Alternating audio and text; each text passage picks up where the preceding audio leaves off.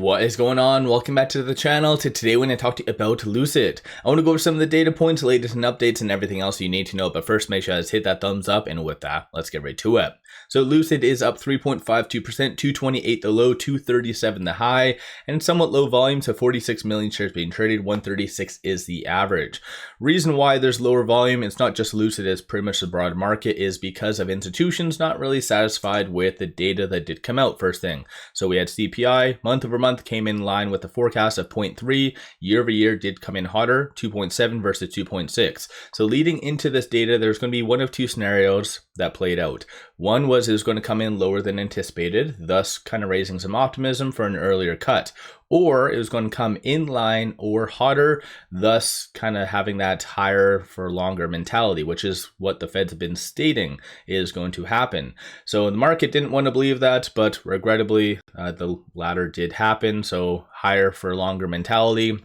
So a lot of growth stocks are getting hit today. Aside from that though, Lucid did put out some very kick-ass news. So Lucid adds hand-free drive assist and hands-free lane change assist. So a couple different ways how to interpret this news. One is this is the first of many steps towards higher levels of autonomous driving. And that's pretty much Lucid / Peter's bigger vision for Lucid. And then as well, I think more importantly, this shows that Lucid is on track. For those of you that tuned into the Q4 earnings, this is kind of what Mark mentioned is coming as a good catalyst. So the fact that they actually did do it within their time frame that they kind of vaguely stated is very optimistic to me. Shows that again, that going forward that things are kind of within their roadmap on track, because you want them to be on track, because with the midsize, that's going to be a big deal. And then speaking of midsize, I think we will be getting some pretty big updates. So for those of you that did listen to the interview, so it was on Bloomberg. I also did post the audio version on here as well. So roughly around that 6-minute mark, this is where Mark does drop a couple of big things. One is the interviewer did ask about the 20,000, on which Mark said, stay tuned for August for the actual earnings. You'll be pleasantly surprised. So that's point number one. And then point number two about the midsize, that was asked, and he said that we're also going to be giving an update on August. So earnings, August the 5th, that is now a very big catalyst. Mark's really hyping it up.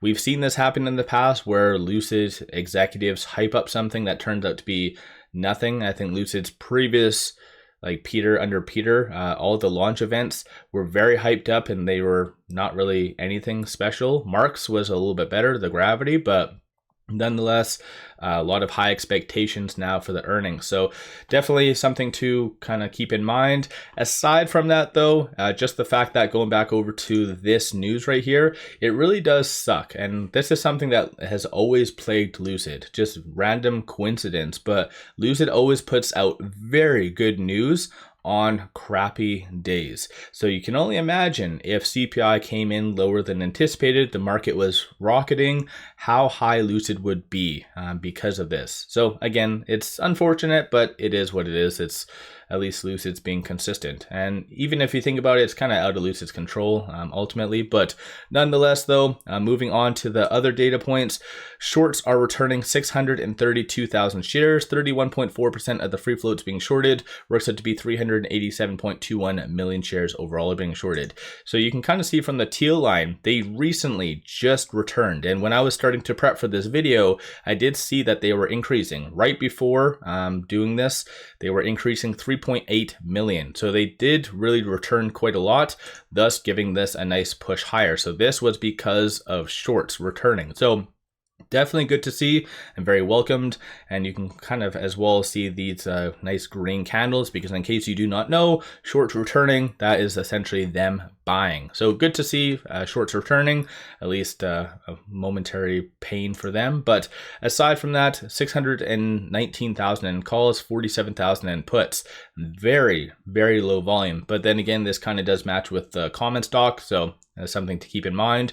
One positive thing though is 78% of all the options being done are bullish in nature. So definitely very welcoming to see that.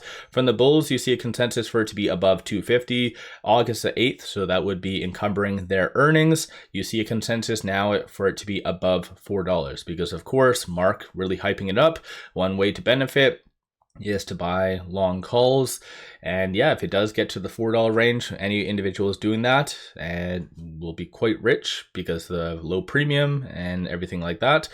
So if you do believe in Lucid, then yeah, definitely look at some calls, but definitely research options. Don't just buy calls and don't really know the basis of it. So kind of just do some research first if you don't know.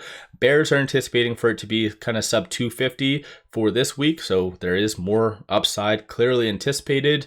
The week of their earnings, they are anticipating for it to be sub 2, but there's not really much puts to kind of analyze. These are all the transactions occurring on the secondary market above $100,000.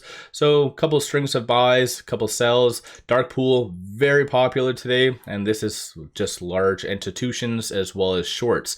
One thing to bring up though, with it right now at 235, it is inches below this R3. So this was kind of the high for today. So 237 is a key resistance level. And if Lucid's able to get above that, then you can anticipate 258 to be in the foreseeable future. So 237 is going to be a key one to watch for. Aside from that, there was a new analyst rating that came out, and that was Cantor Fitzgerald, Andre Shepard, 50% success rating, and a $3 price target. In my opinion, I absolutely cannot stand, and I rather hate analysts that just keep reiterating their ratings almost every 3 or 4 days. And this is something I've brought up. This individual, I think he's just trying to gain some hype and popularity, and I don't know why he reiterates his targets. It just makes absolutely no sense.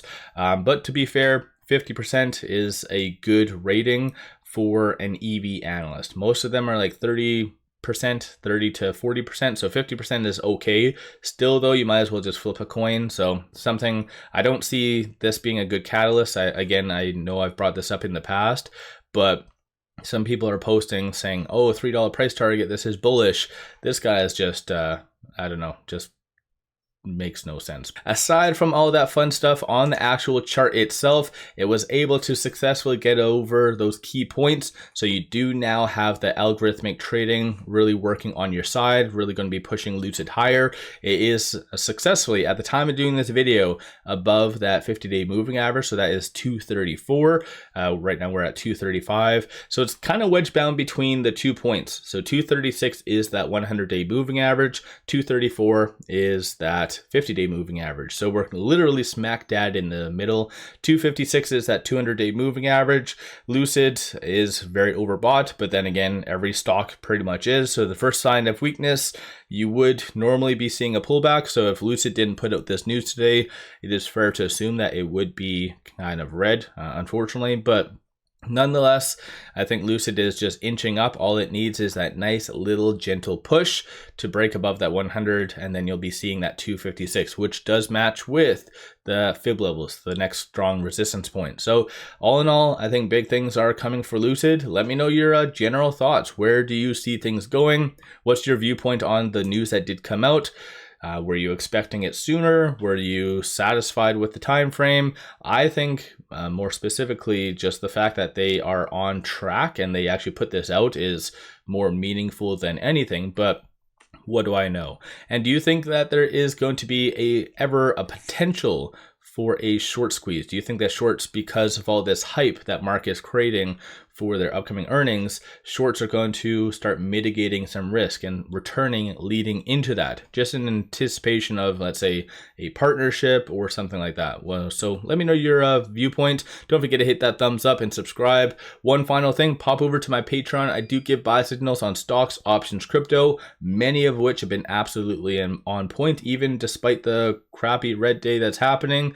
A lot of them are on exact point, so worthwhile to pop over there and take a look. With all that said, appreciate all of you watching.